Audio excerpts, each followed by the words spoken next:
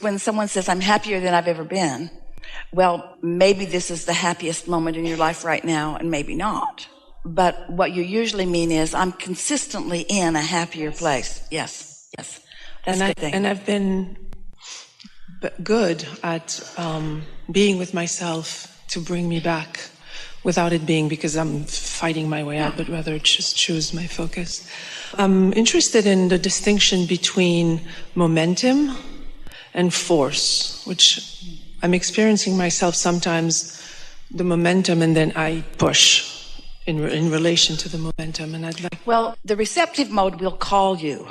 There's momentum toward who you really are, and there's momentum toward a thought that you might be thinking that is not who you really are. So momentum can be toward wanted or unwanted, because whatever you think about, you're gathering momentum about.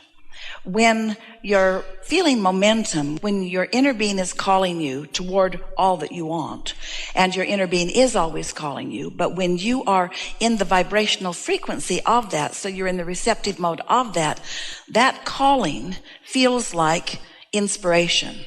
When you are in the momentum or the receptive mode of what you don't want, that is calling you too. But because this is your strongest vibration, we've not said this to you before in this way, because your inner being really has you outnumbered, because that is the vibration that really is who you are. Then when you are pulling against your inner being, that's what that pushing feels like. So what to do when it feels like pushing, or when it feels like motivation rather than inspiration? When you find yourself in that uncomfortable place, just do your best to relax. Just do your best to just let it go. As our friend said earlier, just do your best to not think so much about that. That's a good time for a change of subject, or a change of whoever you're talking to, or a change of what you're doing. It's a good time for a nap. It's a really good time for meditation. It's a good time to take a swim. It's a good time to do anything and everything that can change the subject that's going on within you. Mm-hmm. Inspiration, when it's coming, you want it to keep flowing. You would like that to last forever and ever and ever and ever and ever. It won't, but you'd like it to.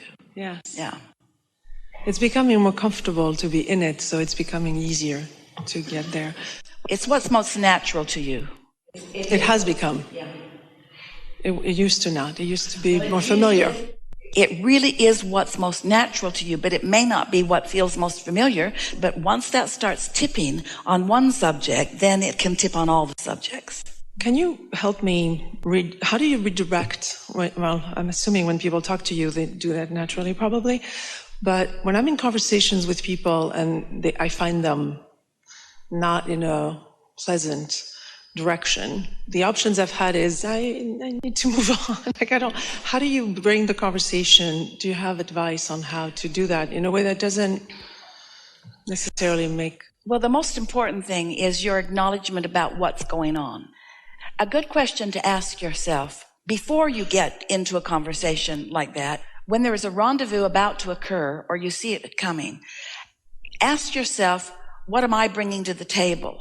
Because however you feel is what's likely to be activated between you, because it's never just a one-way conversation. But if someone's got a lot of negative momentum going, and for whatever reason you're involved with them, maybe it feels like by assignment or something, maybe you feel like you don't have choice, but you have a choice about what you bring to the table.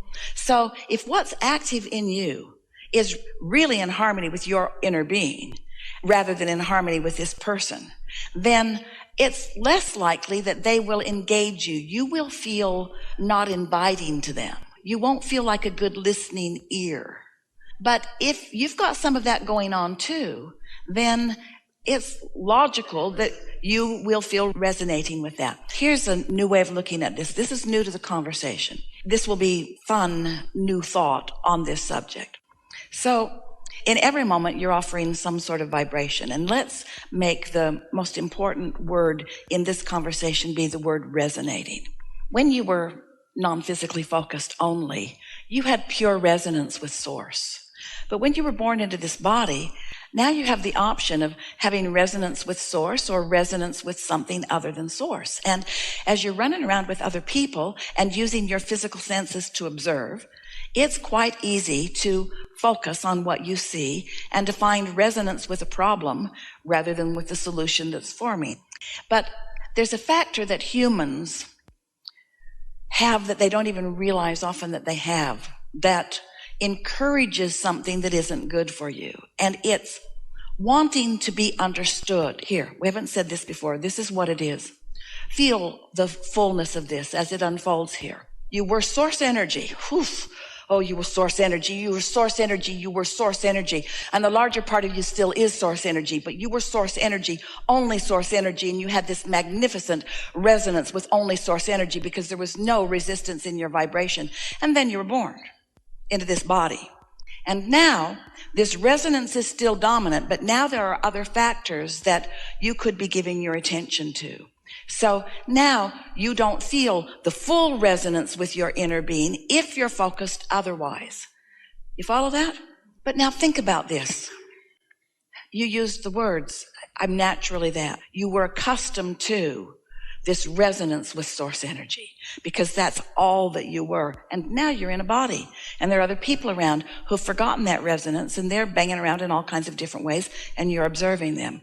But think about what your proclivity is. This is big, friends. Stay with us. Think about what your proclivity is because you are accustomed to resonance. You're accustomed to the resonance of knowing that you're loved and knowing that you're understood and knowing that you are cared for and knowing that there is well-being. That's the resonance that you are accustomed to. But now you're in a physical body. And as someone said, and it's true, this non-physical stuff is sort of subtle. It's subtle in comparison with what you can see with your eyes and hear with your ears and smell with your nose and so forth. And so as humans, we're in the process here of letting you off the hook, helping you to let yourself off the hook about something that you've been doing for a long time, most of your life, that isn't serving you. You've been looking for resonance in all the wrong places. You're looking for resonance with other people around you, which means you want to be understood. Well, you are by source, not usually by people. You want resonance with them. You want to be understood. You want to be heard. You want to be known.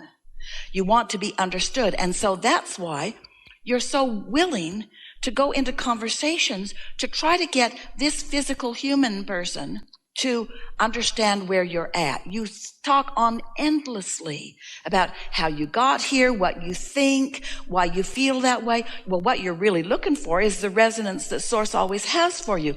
But as you're looking for resonance within others, so now let's come back to the scenario that you've presented here.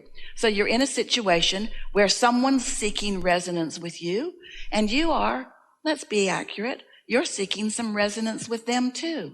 And often that resonance that you find with each other is of a complaining nature, of a things aren't going that well for me either nature. In other words, it's pretty easy to find resonance with humans when you're tuned in, tapped in, turned on with your inner being, and you're frisky and flying high.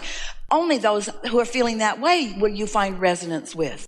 And when somebody doesn't feel that way and you do, and they're looking to you for a minute to bring them up, it almost never happens because your attention to where they are usually causes you to join them in their resonance. And now neither one of you have access to your source energy. And you both sort of resent each other just a little bit for not being there for each other in the way you remember from way back when you were source energy only.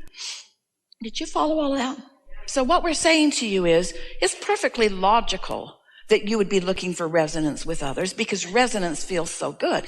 If someone is tuned in, tapped in, turned on, they've meditated, they've been basking, they're in love with life, and they are holding you as their object of attention, of course that feels good to you. And you might even feel resonance with that, and that's one of the things that makes you look around to other people for that, even though most other people don't give much of that to you. Because most people have a lot more resonance with the problem still going on in their vibration than resonance with the solution. Does that explain a whole lot of things to you about a whole lot of relationships?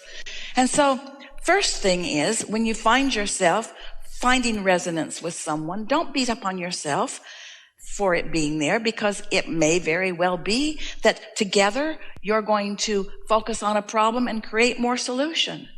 But at some stage in your life, you must want to come to the place where you say, I've really done enough of this. and I've really created wonderful things over here. It's time for me to cash in my vibrational chips.